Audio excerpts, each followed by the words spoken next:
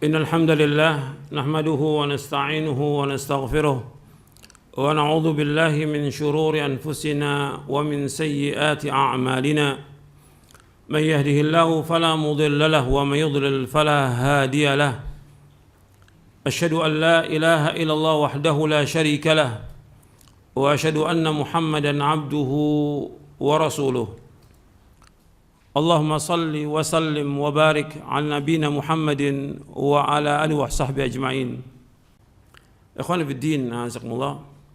Pada hari ini kita akan membahas satu masalah, prinsip hidup seorang mukmin, prinsip hidup seorang muslim. Yang pertama, kita diciptakan oleh Allah Subhanahu wa taala untuk ibadah kepada Allah. Kita diciptakan oleh Allah untuk ibadah. Allah berfirman, "Wa ma khalaqtul jinna wal insa illa liya'budun." Tidak aku ciptakan jin dan manusia melainkan untuk beribadah kepadaku. Jadi Allah menciptakan kita untuk ibadah. Ingat itu. Itu prinsip hidup bahwa kita diciptakan oleh Allah untuk ibadah. Maka kita wajib meluangkan waktu kita sepenuhnya untuk ibadah kepada Allah. Kita wajib meluangkan waktu kita sepenuhnya untuk ibadah kepada Allah. Karena Allah menciptakan kita untuk ibadah. Dan Allah Subhanahu wa taala tidak butuh kepada makhluk. Tapi Allah menciptakan makhluk ini agar mereka ibadah. Tujuannya untuk mereka. Untuk kebahagiaan mereka dunia dan akhirat. Untuk ketenangan, ketentraman, dan yang lainnya, banyak sekali nikmat yang didapat dengan dia ibadah kepada Allah Subhanahu wa taala. Makanya Nabi SAW menyuruh kita untuk meluangkan waktu kita untuk ibadah. Jadi Nabi bersabda, yang diriwayatkan oleh Imam Ahmad, Tirmidzi, Ibnu Majah, Nabi bersabda sallallahu alaihi wasallam, Allah berfirman, ini hadits qudsi, "Ya bani Adam, tafarragh li'ibadati amla sadraka ginan wa asudda faqrak. Wa illam taf'al mala'tu yadayka syughla walam asudda faqrak." Wahai anak Adam, luangkan waktumu sepenuhnya untuk ibadah kepadaku. Maka aku akan penuhi dadamu dengan kecukupan dan aku akan tutup kefakiranmu. Kalau engkau enggak lakukan, maka aku akan penuhi kedua tanganmu dengan kesibukan dan aku tidak akan tutupi kefakiranmu. Artinya akan tetap terus fakir dia. Akan tetap miskin dan tetap susah. Tapi ketika dia meluangkan waktu untuk ibadah kepada Allah, maka Allah akan penuhi hatinya dengan kecukupan. Karena kekayaan yang hakiki yaitu kekayaan apa? Hati. Laisal ghina an kathratil aradi walakinnal ghina ghinan nafs. Kata Rasulullah SAW dalam hadis yang sahih yang diriwayatkan oleh Imam Bukhari dan Muslim, sesungguhnya kekayaan itu bukan kekayaan banyak harta, bukan. Kaya yang dimaksud adalah kaya hati. Dia selalu merasa cukup dengan apa yang Allah berikan kepadanya. Jadi Allah akan berikan kepada orang itu merasa cukup dan Allah akan tutupi kefakirannya. Tapi kalau dia sibuk terus dengan segala macam kesibukan dengan dunia dan yang lainnya, maka Allah akan terus membiarkan dia sibuk dan terus dia tidak akan ditutupi kefakirannya. Ini kerugian buat dia. Tambah jauh dia dari Allah Subhanahu wa taala. Makanya luangkan waktu kita untuk ibadah kepada Allah. Itu prinsip yang pertama. Gunakan waktu kita untuk ibadah. Kalau ibadah ya sesuai dengan tuntunan syariat. Dengan dasar Al-Quran wa sunnah ala fahmi salam. Jangan ibadah dipakai untuk main-main, tidak. Kita hidup untuk ibadah, bukan untuk main-main. Bukan untuk jalan-jalan. Kalau orang mau main, boleh secara hukum syar'i. Dia mau jalan-jalan, boleh. Tapi jangan kemudian digabungkan antara ibadah dengan main-main. Gak akan ketemu. Gak akan ketemu. Kita hidup untuk ibadah kepada Allah. Kemudian yang kedua, prinsip yang kedua, ketika Allah menciptakan makhluknya, Allah sudah jamin rezeki mereka. Perhatikan. Allah khalaqakum wa razaqakum. Allah menciptakan kamu, Allah juga memberikan rezeki kepada kamu. Jadi Allah menciptakan makhluk ini, Allah juga jamin rezekinya buat mereka. Makanya ketika Allah menyebutkan tentang ibadah kepada Allah, maka Allah sebutkan juga bahwa Allah itu tidak butuh kepada makhluk. Dan Allah yang memberikan rezeki kepada mereka. Wa ma khalaqtul jinna wal insa illa liya'budun ma uridu minhum min rizqi wa ma uridu an yut'imun innallaha huwar razzaqu dzul quwwatil matin. Tidak aku ciptakan jin dan manusia melainkan untuk beribadah kepadaku. Dalam surah Az-Zariyat ayat 56 sampai 58. Aku tidak ciptakan jin dan manusia melainkan untuk beribadah kepadaku.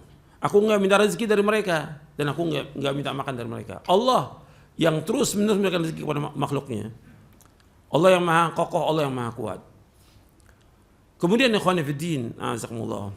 Meskipun Allah sudah menciptakan kita, Allah menjamin rezeki, tapi kita diperintahkan oleh Allah untuk apa? Untuk mencari nafkah. Allah memerintahkan kita untuk berjuang, berjihad untuk mencari nafkah. Dan Allah sediakan seluruh fasilitas di muka bumi ini untuk menghidupi manusia, untuk menghidupi makhluknya. Allah yang ciptakan. Dan Allah menyediakan seluruh fasilitas agar manusia menggunakan itu untuk menegakkan hidupnya dan menegakkan ibadah kepada Allah Subhanahu wa taala. Allah berfirman dalam surah Al-A'raf di ayat 11, di ayat 10. Allah berfirman, "Wa laqad makkannakum fil ardi wa ja'alna lakum fiha ma'ayish qalilan ma tashkurun." Dan sungguh kami telah menempatkan kamu di muka bumi ini dan kami jadikan bagi kamu ma'aish, semua tempat-tempat kehidupan. Artinya ma'isha ini ribuan ma'isha banyak yang halal, ribuan yang halal. Tinggal manusia berusaha untuk mencari. Allah sudah ciptakan itu dan Allah adakan untuk manusia. Qalilan ma tashkurun, tapi sedikit kalian untuk bersyukur. Antum lihat lagi dalam surah Al-Mulk di ayat 15. Dalam surah Al-Mulk ayat 15 Allah berfirman, "Walladzi ja'alakumul arda dalulan famshu fi manakibiha wa kulu min rizqi wa ilaihin nusyur." Dan Allah yang telah menjadikan bagi kalian bumi ini mudah untuk dijalani. Artinya enggak sulit. Bukan seperti mendaki gunung, mudah, dalulan. Semua mudah untuk dijalani oleh manusia ini. Famshu fi manakibiha, maka berjalanlah di muka bumi ini. Di semua bumi ini dan di pelosok-pelosoknya kamu jalani. Wa kulu min rizqi, makanlah dari rezeki Allah Taala. Wa ilaihin nusyur, dan kepada Allah kalian akan kembali. Disuruh kita untuk berjalan di muka bumi untuk mencari nafkah. Antum lihat lagi, setelah ibadah Allah suruh kita cari nafkah dalam surah Al-Jum'ah di ayat 10. Allah berfirman, "Fa idza qudiyatis salatu fantashiru fil ardi wabtaghu min fadlillah wadhkurullaha katsiran la'allakum tuflihun." Apabila sudah selesai salat Jumat, fantashiru fil ard, maka bertebaranlah kalian di muka bumi. Wabtaghu min fadlillah, dan adalah kalian mencari karunia Allah. Nanti kalian cari nafkah. Selesai salat cari nafkah. Bukan diam di masjid, bukan tidur di masjid. Selesai cari nafkah. Seperti orang selesai sholat subuh keluar untuk cari nafkah. Wadhkurullaha katsiran la'allakum tuflihun. Dan adalah kalian ingat kepada Allah agar kalian menjadi orang-orang yang sukses. Artinya di samping kita mencari rezeki, disuruh kita untuk ingat kepada Allah Subhanahu wa taala. Banyak berzikir kepada Allah Subhanahu wa taala. Jangan tinggalkan zikir dalam semua keadaan. Sebab dalam hadis yang sahih yang diriwayatkan oleh Imam Muslim dari Ummul Mukminin Aisyah radhiyallahu anha wa ardhaha, kana Rasulullah yadhkurullah fi kulli ahyani. Adalah Rasulullah SAW menyebut nama Allah, berzikir kepada Allah di semua keadaannya. Ketika duduk, ketika berdiri, ketika tidur, ketika berjalan, Ketika melakukan apa saja nggak lepas untuk berzikir kepada Allah. Maka Allah menyuruh wadhkurullaha katsira. Adalah kalian banyak berzikir kepada Allah, ingat kepada Allah, la'allakum tuflihun, agar kalian menjadi orang yang sukses. Jadi kita disuruh apa? Untuk mencari nafkah. Ini prinsip dalam kita beragama, dalam kita hidup ini seperti itu. Yang pertama, Allah ciptakan kita untuk ibadah. Yang kedua, kita disuruh untuk mencari nafkah. Meskipun Allah sudah jamin rezeki kita dan kita tidak akan mati sampai jatah rezeki kita habis. Tidak akan mati sampai jatah rezeki habis. Kalau rezekinya habis, berarti dia mati. Ini Allah sudah tetapkan. 50.000 tahun sebelum Allah menciptakan langit dan bumi. Dan juga ketika berumur 120 hari di perut ibunya, maka dia sudah tetapkan rezekinya. Sudah tetapkan ajalnya. Sudah tetapkan amalnya, sudah tetapkan dia bahagia atau dia celaka, sudah tetapkan. Dan diperintahkan malaikat untuk mencatat itu. Tapi tetap kita disuruh oleh Allah untuk mencari nafkah. Meskipun Allah sudah jamin rezeki kita, disuruh kita mencari nafkah. Kemudian yang ketiga, prinsip yang ketiga, tidak boleh seorang muslim meminta-minta pada manusia. Dalam Islam nggak boleh. Hukumnya haram dalam Islam. Nggak boleh minta-minta. Karena Allah sudah berikan semua makhluk jatahnya, rezekinya, sudah. Setiap makhluk itu sudah ada rezekinya. Sekecil apapun. Binatang semuanya Allah sudah jamin rezekinya. Nggak ada satupun yang nggak dijamin rezeki. Allah nggak zalim. Allah ciptakan, Allah berikan mereka rezeki. Semuanya. Makanya kita nggak usah khawatir dengan rezeki kita. Antum punya anak 1, 2, 5, 10, tetap dijamin rezeki Allah. Gak usah takut. Setiap anak membawa rezeki. Orang beriman itu gak boleh takut.